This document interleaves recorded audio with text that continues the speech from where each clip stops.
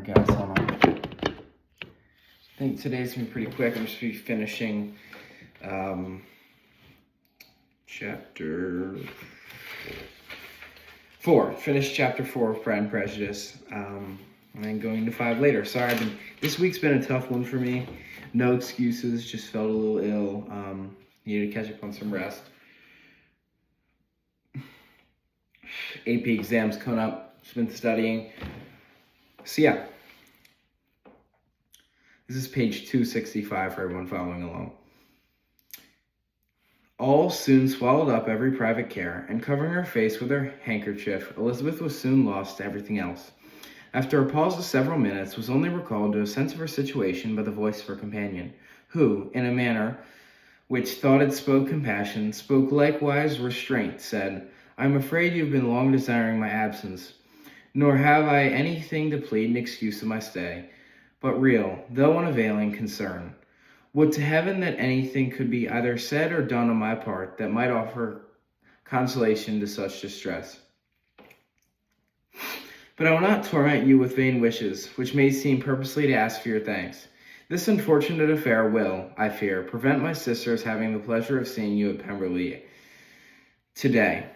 Oh yes, be so kind as to apologize for us to Miss Darcy.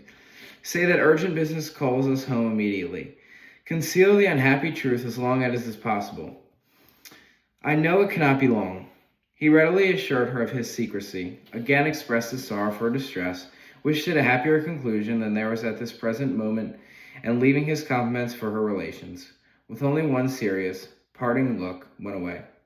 As he quitted the room, Elizabeth felt now improbable as they should ever see each other again on such terms of cordiality as had marked their several meetings in Derbyshire.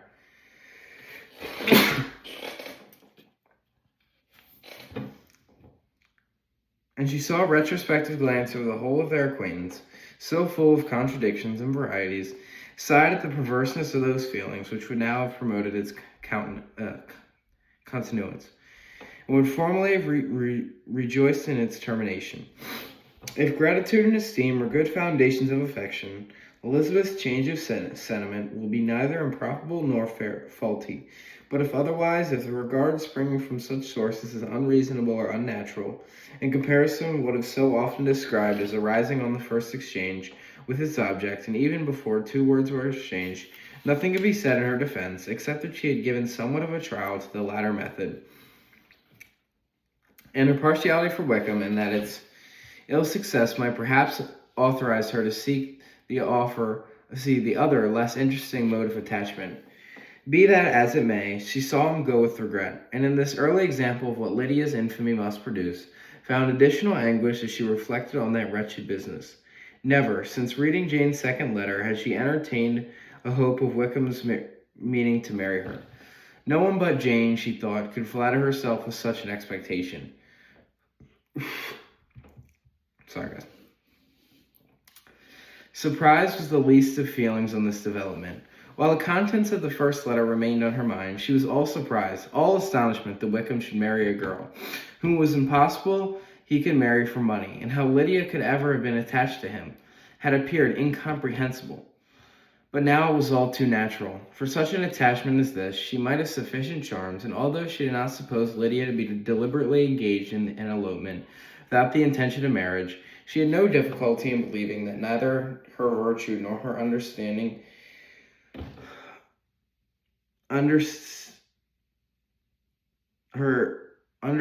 would preserve her from falling an easy prey.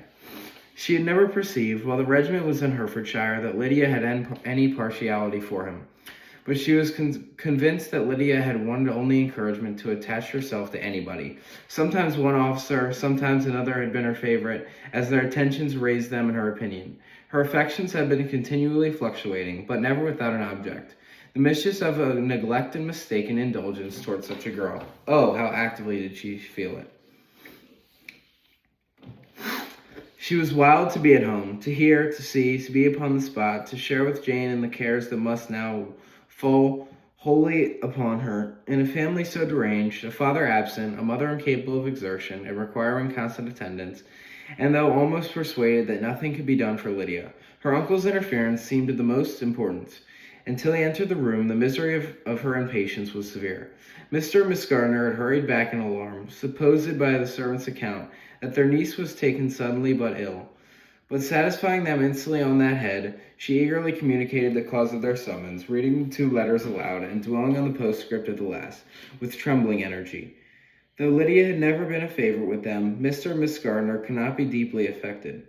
Not Lydia only, but all were concerned in it, and after the first exclamations of surprise and horror, Mr. Gardner readily promised every assistance in his power. Elizabeth, though expecting no less, thanked him with tears of gratitude, and all 3 being actuated by one spirit, everything related to their journey was speedily settled. They were to be off as soon as possible. But what is it to be done about Pemberley? Cried Miss Gardner. John told us Mr. Darcy was here when you were sent for us. Was it so? Yes, and I told him we should not be able to keep our engagement. That is all settled. That is all settled, repeated the other, as she ran into her room to prepare. And they are upon such terms as for her to disclose the real truth? Oh, that I know how it was? But wishes were in vain, or at best could serve only to amuse her in the hurry and confusion of the following hour. Had Elizabeth been at leisure to be at idle, she would have remained certain that all employment was impossible to one so wretched as herself.